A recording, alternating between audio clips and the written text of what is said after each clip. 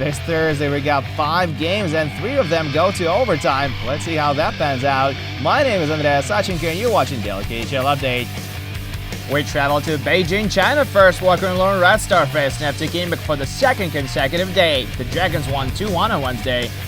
We pick it up midway through the first. Red Star on a power play. Trevor Murphy puts it on net and Konstantin Barolin does the splits to stop Adam Cracknell in tight. Homeside gets one past him a few minutes later. Tyler Wong wrists it from on top of the circle to score his 6th of the season. Late in the period now, Matt White goes rink wide to Pavel Parat and one-timer Shimon Grubit slides across the crease to make a huge stop. We skip ahead to the third and the Wolves get the equalizer. Zach Mitchell buries the rebound while Maxim Groshev and Pavel Parat draw the assist. It goes to overtime and the Dragons score the winner just 22 seconds into it. And it's the skipper who gets the job done. Brandon Eve skates to the far post, receives the pass from Trevor Murphy and bubbles the net. Kunlun go 2 for 2 on home ice against Neftekhimik as they take it 2-1 in overtime.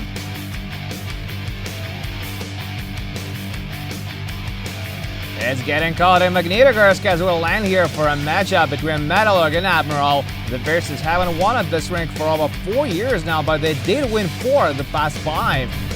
The Sailors start strong in this one as well. Alexander Mereskin gets it past Vasily Koshkin just buck 24 into the first. They go on a power play 6 minutes later and convert as it's about to expire. Marcus Young sets up Morgan Bakers, who shoots from one knee and the puck deflects into the net. Metalurg get a go back before the intermission. Dennis Parshin eyes Sergei Mazakin in the middle of the ice, feeds him there, and the captain blasts it home on the short side. Andrei Nestershov picks up his first point of the season on the play. Magnit gets out up early in the second. Bogdan Patekin skates to the net off the right wing, backhand pass, and Brandon Kozin beats Yuko Kinora. It's a 2-2 hockey game now. Magnitogorsk score their 3rd in a row a few minutes later. Mazakin throws a diagonal to the point. Ivan Vereshchagin fires it on net, and Dennis Parshin gets the final touch on it.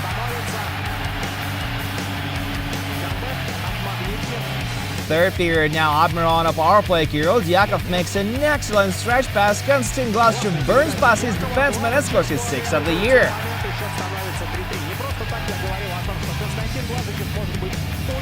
It goes to overtime as well, and it doesn't last very long either. In the opening minute of the extra period of action, Marcus Young hammers a top shot from the high slot. What a blast! Admiral wins their 5th game out of the past 6 as they take it 4-3 in overtime.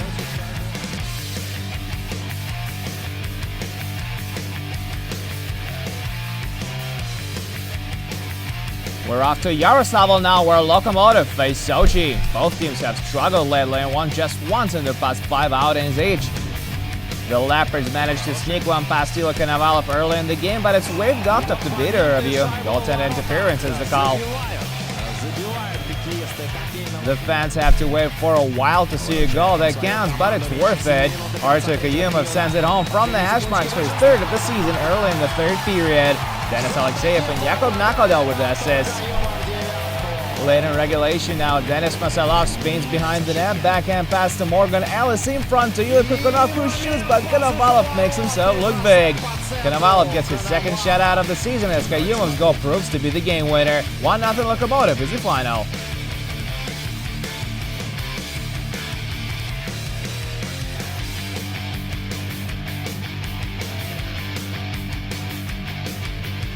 Our next stop is in Balashikha, Moscow region. That's where Avangard face Amur. Scoring is an issue in this one as well. We're 8 minutes into the first. Slava Voinov slings it to wide open Kirill Simonov in front of the net, but he fails to put it past Evgeny Alikin.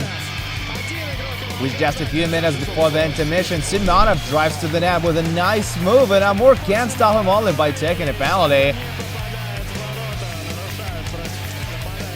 Avangard get on the board early in the second. It's a power play goal. Taylor Beck sets up Slava Voinov across the ice, and former LA King one-times it home. Kirill Simonov gets the secondary assist on this one. Late in the period, Amur jump on a 2-on-1 rush. Daniil Faizulin goes for the shot, and it's gloved by Igor Bobkov. Nice catch by the giant netminer. Soon after that, Simonov gets on his jets, fights up Valerio Siliv, manages to get a shot away, but Alikin has it. No penalty shot called in the play either.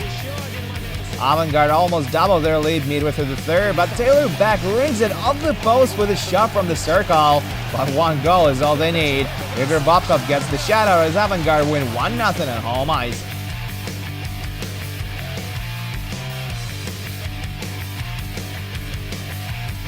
Our last game of the night takes place in St. Petersburg, where SKA do battle with one of the top teams of the East. After Tbilisi are in town. Home side are riding a 3-game losing streak coming into this one. No scoring in the first, so we'll go straight to the second. SKA strike just over a minute into it as they convert on a power play. Vasily Tekranov lets it rip from the high slot, and it goes in of Yaroslavl.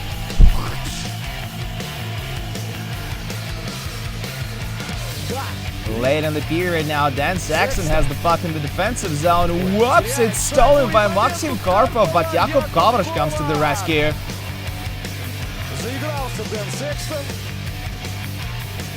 After Tbilisi tied up early in the third, Peter Holland beats Magnus Hellberg on the glove side for his 5th of the season.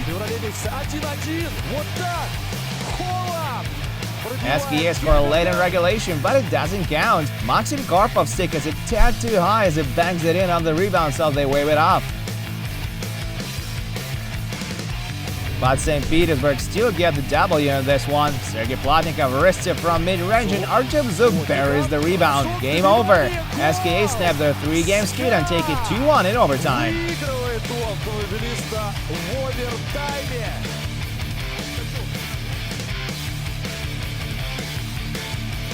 And that's it for the KHL update, but do come back tomorrow for 4 more games, including Sibir Boris and Akbars versus Red Army. My name is Andreas Sachenko. Thank you guys so much for watching, and I'll see you again soon.